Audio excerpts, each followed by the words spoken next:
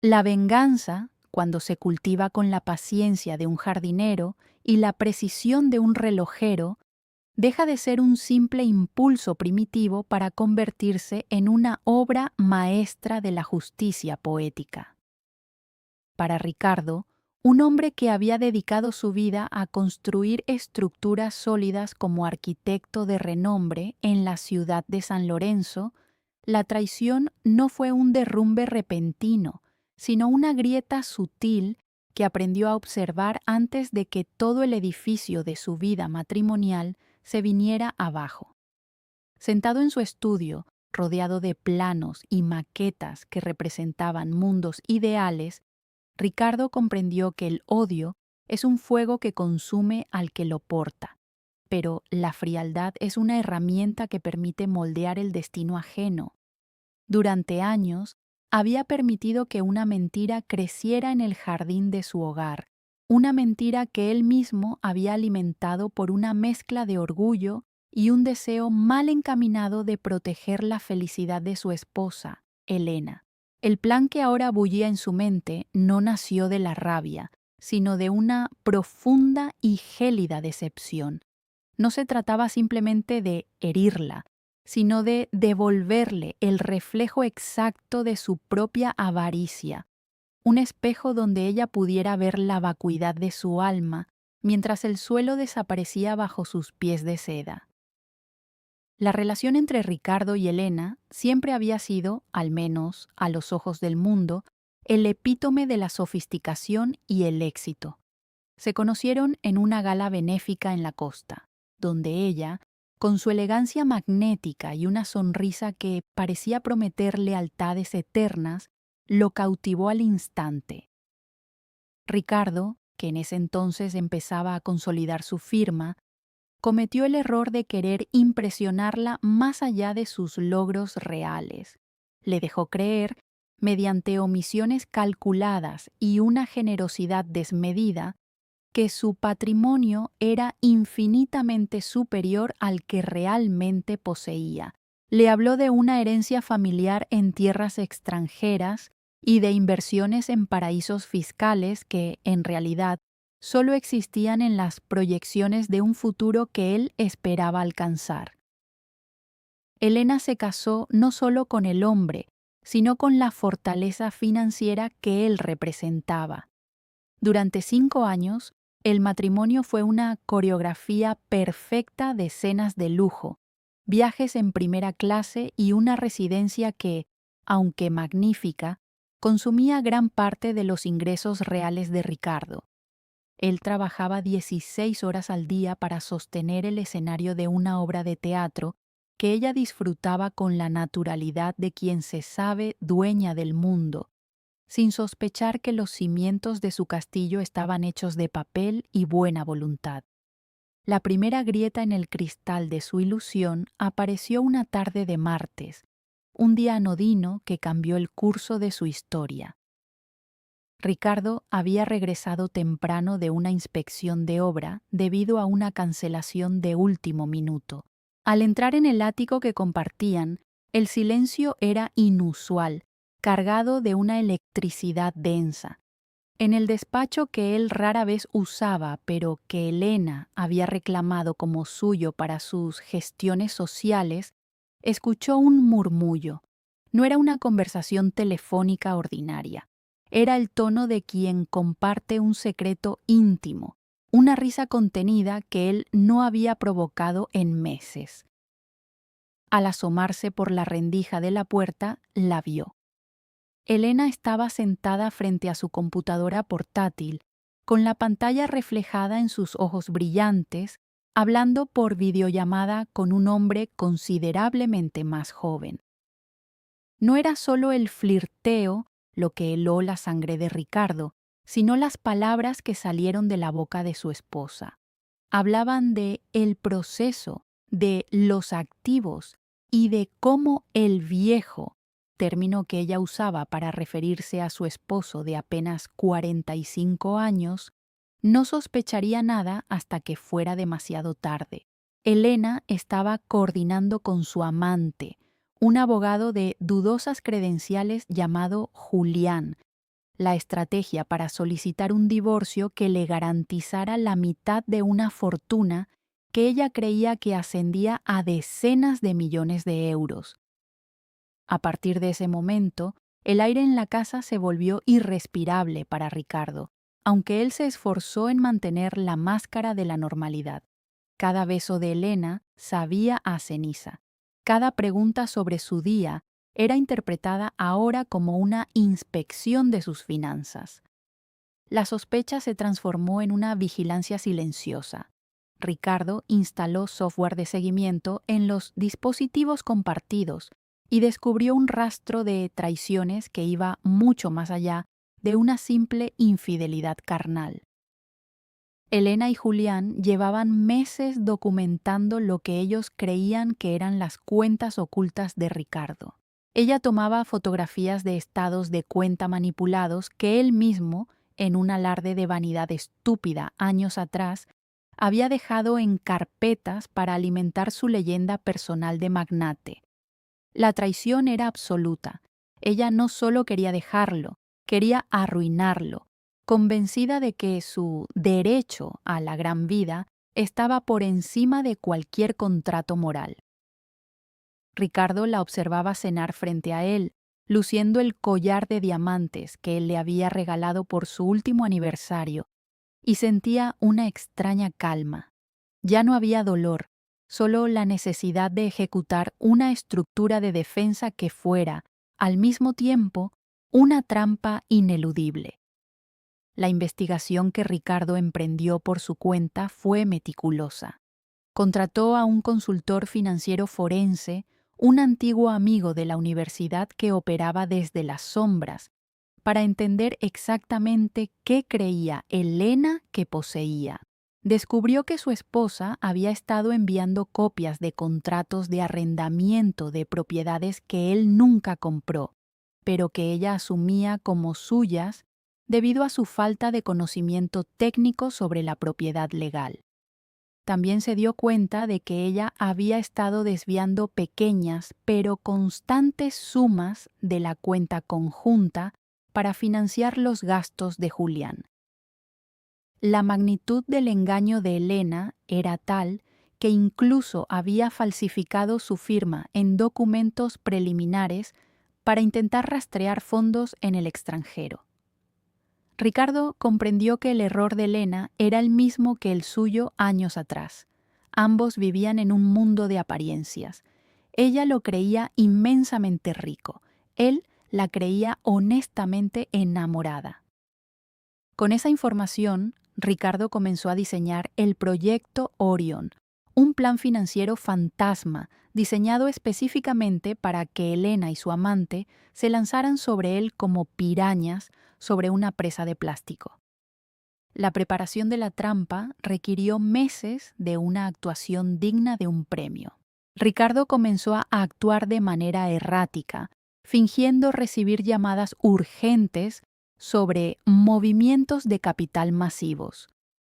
Dejó sobre su escritorio folletos de complejos turísticos en islas privadas y estados financieros creados por él mismo, que mostraban una liquidez de 50 millones de euros vinculada a una empresa fantasma en un paraíso fiscal. Sabía que Elena revisaba su despacho cada vez que él salía a correr por la mañana. Para darle el golpe de gracia, creó una cuenta de fideicomiso real, pero vacía, y le pidió a Elena que firmara un documento de actualización de beneficiarios, alegando que quería asegurarse de que ella fuera la única heredera en caso de que algo le sucediera. En realidad, el documento que ella firmó, cegada por la codicia y sin leer la letra pequeña que Julián no pudo revisar a tiempo, era una aceptación de responsabilidad solidaria por todas las deudas y préstamos que Ricardo estaba a punto de contraer a nombre de una sociedad limitada de la que ella ahora era socia mayoritaria. El día de la confrontación llegó con la precisión de un solsticio. Fue una tarde lluviosa de noviembre. Ricardo regresó a casa y encontró a Elena esperándolo en el salón principal, escoltada no solo por su abogado, sino también por Julián, quien intentaba mantener una postura de superioridad moral que resultaba patética. Elena no perdió tiempo en sutilezas. Le entregó la demanda de divorcio con una frialdad que habría congelado el océano. Le exigía la casa, el yate que él alquilaba pero que ella creía propio, y una compensación en efectivo de 20 millones de euros basada en los activos ocultos que ella pretendía haber descubierto. Ricardo se sentó lentamente, se quitó las gafas y la miró a los ojos.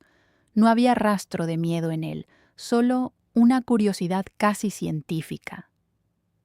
«Elena», dijo con voz pausada, «¿estás segura de que esto es lo que quieres? ¿Has verificado bien los números con tu asesor?» Ella se rió, una carcajada estridente y llena de veneno. «No intentes manipularme más, Ricardo. Sabemos lo que tienes. Hemos seguido el rastro de la herencia Guzmán y de las cuentas en las Caimán. O firmas el acuerdo ahora, o te destruiremos en los tribunales y saldrás de aquí con lo puesto». En ese momento, Ricardo desplegó la realidad financiera que Elena se había negado a ver. Sacó una carpeta azul, muy distinta a las carpetas de cuero que solía usar para sus engaños de vanidad. En ella estaban las pruebas de que la herencia Guzmán era una invención literaria que él había creado para seducirla años atrás. Le mostró los contratos de alquiler de la casa, los préstamos bancarios que sostenían su estilo de vida y, lo más importante, el balance real de la empresa que ella ahora copropiedad.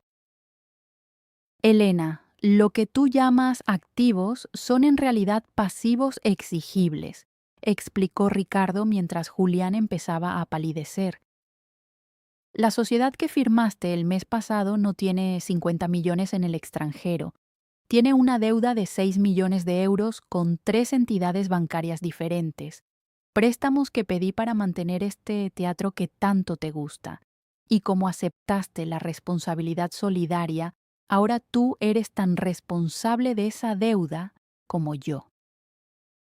El silencio que siguió fue absoluto, roto solo por el sonido de la lluvia golpeando los ventanales de un ático que, a partir de ese mes, dejaría de pertenecerles. La realidad financiera cayó sobre Elena como una losa de granito.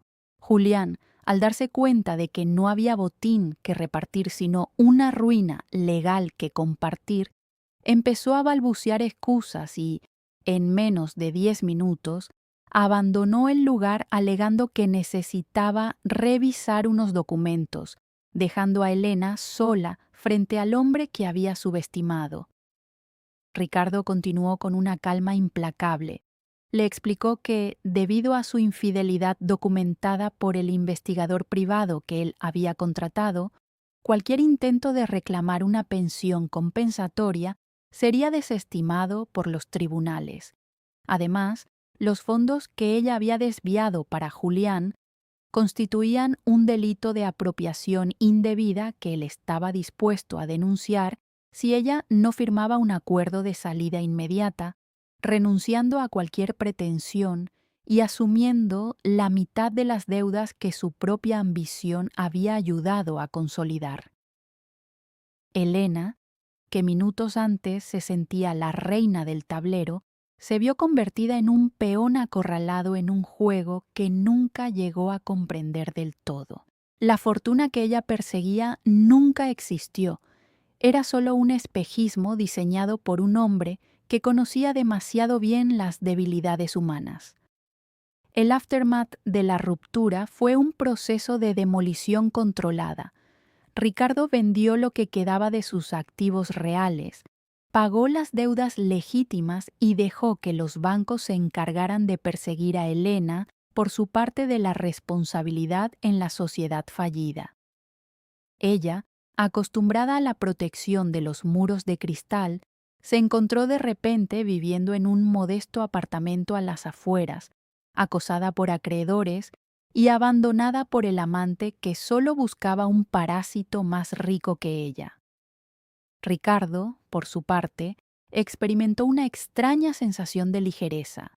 Durante años, la carga de mantener la mentira de su riqueza lo había agotado tanto como a Elena su deseo de poseerla. Al deshacerse de la opulencia ficticia, recuperó la esencia de su oficio. Se mudó a una pequeña ciudad costera en el sur, lejos del ruido de San Lorenzo, donde el azul del mar no era una posesión, sino un regalo diario. Allí, abrió un pequeño estudio de arquitectura enfocado en viviendas sostenibles y funcionales, construyendo casas que no necesitaban aparentar nada para ser hermosas. La nueva vida de Ricardo no estaba marcada por el lujo, sino por la autenticidad. Encontró placer en las cosas sencillas, el café de la mañana frente al puerto, el olor a madera recién cortada en sus maquetas, y la paz de saber que nadie estaba con él por lo que tenía en el banco, sino por quién era. A menudo, recordaba a Elena no con odio, sino con una compasión distante.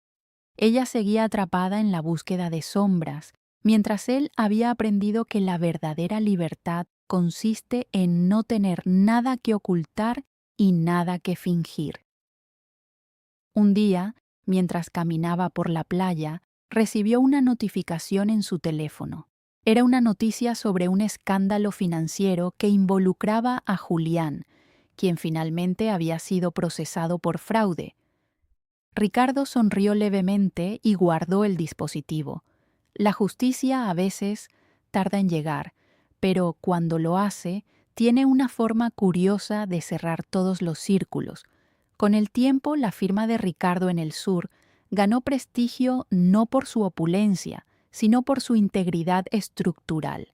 Sus edificios eran famosos por resistir el paso del tiempo y las inclemencias del clima, tal como él había resistido la tormenta de su matrimonio. Había aprendido que una vida construida sobre la verdad es mucho más difícil de derribar que una mansión levantada sobre la arena del engaño. A menudo se sentaba en su terraza, observando el horizonte, y se daba cuenta de que el plato que había servido frío no solo había castigado a quien lo merecía, sino que también lo había alimentado a él con una sabiduría que el dinero nunca habría podido comprar. La venganza se había transformado en redención. Ya no era el hombre que necesitaba mentir para ser amado, ni el marido que vigilaba en las sombras. Era simplemente Ricardo, un arquitecto de su propio destino, que finalmente comprendía que el mayor tesoro es tener una conciencia tranquila y un corazón que ya no necesita muros para protegerse. En las noches claras, cuando el faro de la bahía barría la oscuridad con su luz rítmica, Ricardo reflexionaba sobre la naturaleza de la ilusión. Todos, en cierta medida, construimos fachadas para el mundo. El error de Elena no fue querer una vida mejor, sino estar dispuesta a destruir a otro para conseguirla. Su propio error fue pensar que el amor necesitaba el respaldo de una cuenta bancaria ficticia. Al final, el desierto de la realidad resultó ser mucho más fértil que el oasis de la mentira. Con cada plano que dibujaba, con cada piedra que colocaba en sus nuevos proyectos, Ricardo sentía que estaba reparando no solo edificios, sino su propia fe en la humanidad. La vida continuaba, fluyendo como el agua entre los pilares de un puente bien diseñado, constante, honesta y, por fin, profundamente libre. La historia de su matrimonio quedó atrás como un boceto descartado, una lección aprendida en el duro lenguaje del cemento y el acero, recordándole siempre que la única estructura que realmente importa es aquella que se construye dentro de uno mismo,